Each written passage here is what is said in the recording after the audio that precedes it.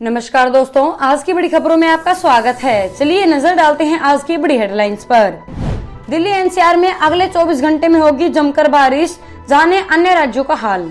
इसके बाद हम जानेंगे कि Aishwarya Rai corona positive, BMC ने अमिताभ बच्चन के चारों बंगले किए सील। इसके बाद हम जानेंगे कि कोरोना काल में बदल गया फ्लाइट से ट्रेवल करने का ये नियम, जानिए क्या है नया अपडेट। इसके अलावा हाफिज सईद समेत 5 आतंकियों के बैंक अकाउंट से फिर से शुरू, इन्होंने परिवार का खर्चा नहीं चला पाने का हवाला दिया था।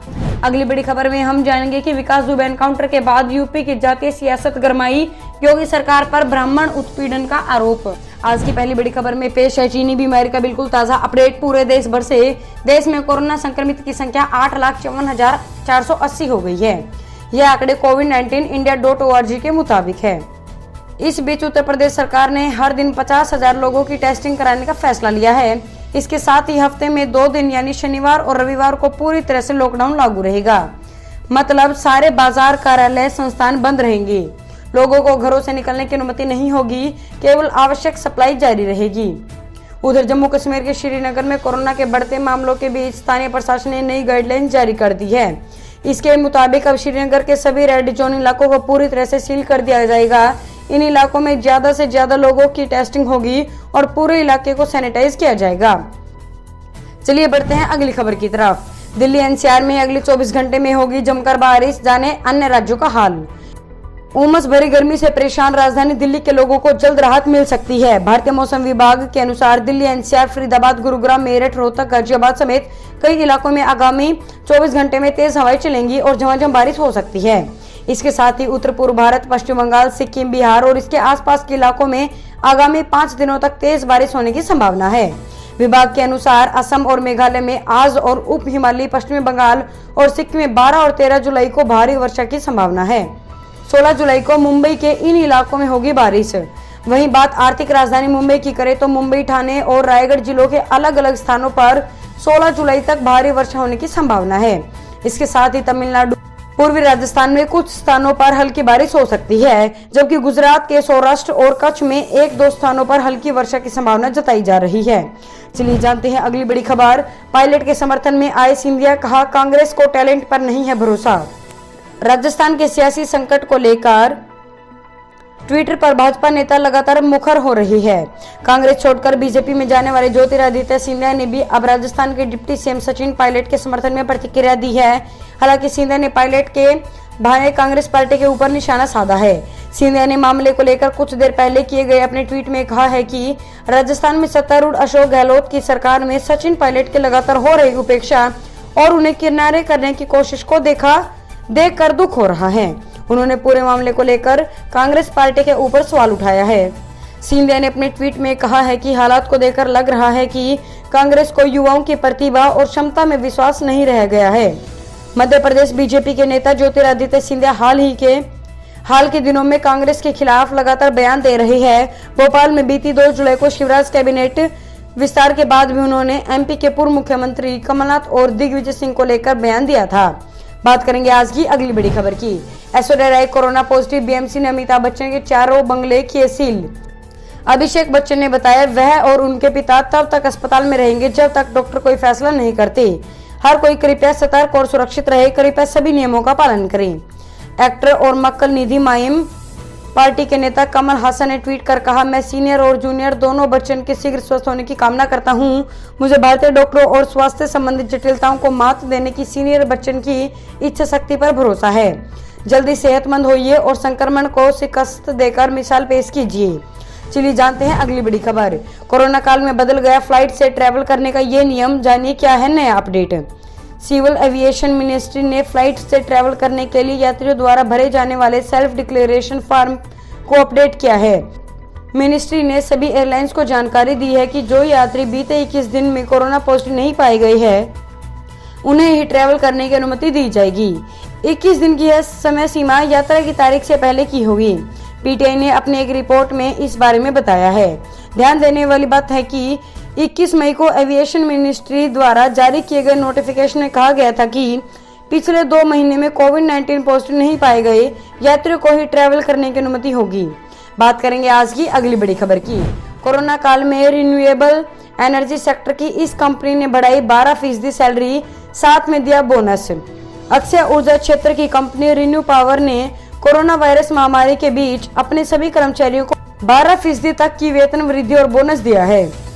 यह इस चुनौतीपूर्ण समय में ऐसा करने वाली चंद कंपनियों में है। उद्योग जगत के सूत्रों के अनुसार अक्षय ऊर्जा क्षेत्र की कुछ अन्य कंपनियों ने भी वेतन वृद्धि दी है, लेकिन इन कंपनियों ने सभी कर्मचारियों को इसका लाभ नहीं दिया है। 10 लाख रुपए से कम आय वाले कर्मचारियों को इन कंपनियों के द्वारा वृद्धि दी गई है। रिन्यू पावर के चेयरमैन एवं प्रबंध निदेशक सुमन सिन्हा ने कहा, 2020 सभी के लिए एक चुनौतीपूर्ण वर्ष रहा है। रिन्यू पावर के समक्ष भी ऐसी चुनौतियां आई, लेकिन कंपनी ने दृढ़ संकल्प के साथ प्रतिकूल परिस्थितियों का सामना किया है और संचालन जारी रखना सुनिश्चित किया है। बात करेंगे आज की अगली बड़ी खबर की। 2 महीने में 2000 रुपए प्रति 10 ग्राम तक बढ़ सकती है सोने की कीमतें। सोने की कीमतों में जनवरी से शुरू हुई तेजी अभी तक जारी है। घरेलू सराफा बाजार में 10 ग्राम सोने का दाम इस साल 10,000 रुपए बढ़कर 50 ग्राम के पार पहुंच गया है। एक्सपर्ट्स का कहना है कि कोरोना महामारी से देश की अर्थव्यवस्था को बचाने के अमेरिका समेत दुनिया भर के सेंट्रल बैंक और राहत पैकेज की घोषणा कर सकते हैं।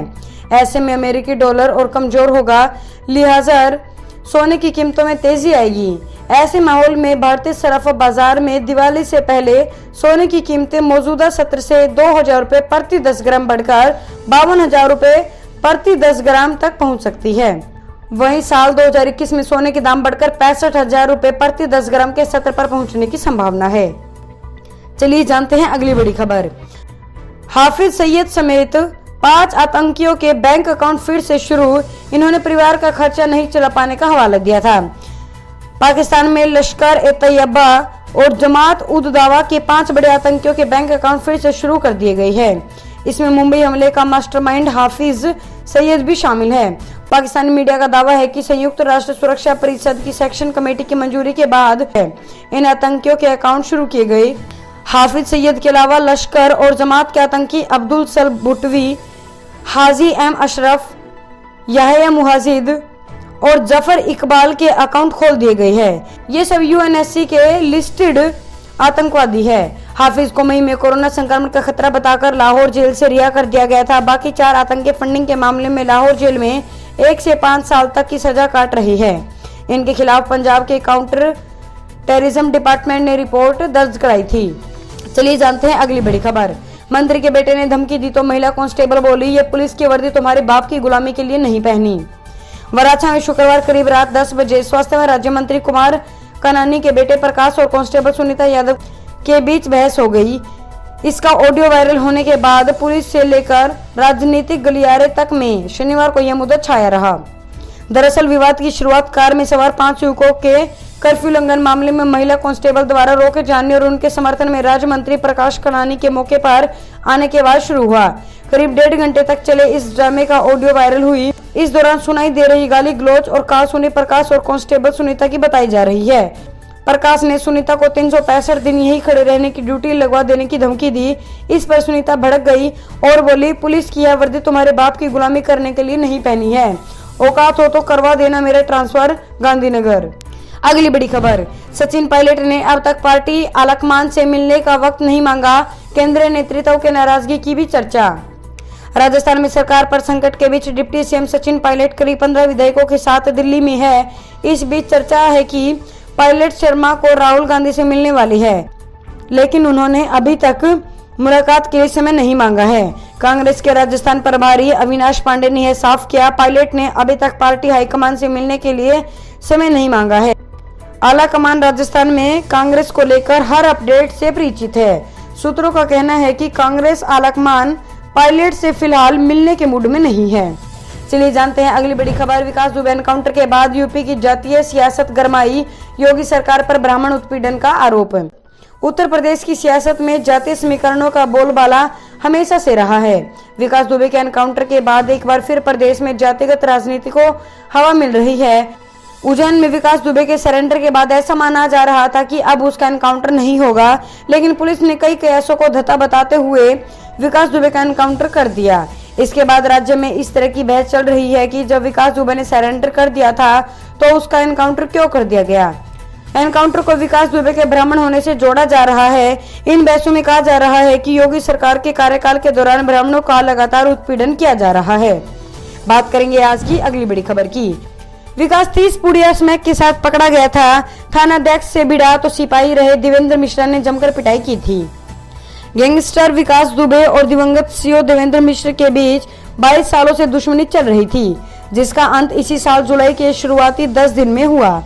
2 जुलाई और बिकरू गांव में विकास और उनकी गैंग ने सीओ देवेंद्र को बेरहमी से मार डाला। 10 जुलाई की पुलिस ने विकास का कानपुर शहर से 17 किलोमीटर दूर भोती में एनकाउंटर करके 8 पुलिस वालों की मौत का बदला लिया। बात 1998 की है। गैंगस्टर विकास दुबे को कल्याणपुर थाने की पुलिस ने स्मैक की 30 पुड़ियों के साथ गिरफ्तार किया था। विकास को जब थाने लाया गया तो वह तत्कालीन थानाध्यक्ष हरि मोहन यादव से भिड़ गया। पुलिस वालों ने चुप कराने की कोशिश की तो वह गाली गलौज करने लगा। देवेंद्र मिश्र उस वक्त कल्याणपुर में सिपाही थे। देवेंद्र को विकास दुबे की बदसलूकी बर्दाश्त नहीं हुई। उन्होंने बेत से विकास की जमकर पिटाई की और हवालात में बंद कर दिया। तब विकास ने देवेंद्र मिश्र को देख लेने की धमकी दी थी। कहा जाता है कि उस समय के बसपा विधायक और अब के भाजपा विधायक के अलावा पूर्व सांसद विकास दुबे की पैरवी करने के लिए थाने पहुंच गए थे। दोस्तों, इस वीडियो को लेकर आपका क्या कहना है हमें कमेंट करके जरूर बताएं। वीडियो को लाइक करें और चैनल को सब्सक्राइब करके घंटी के बटन को दबाएं। साथ ही साथ अपने दोस्तों के साथ इस वीडियो को ज्यादा से ज्यादा शेयर करें। धन्यवाद।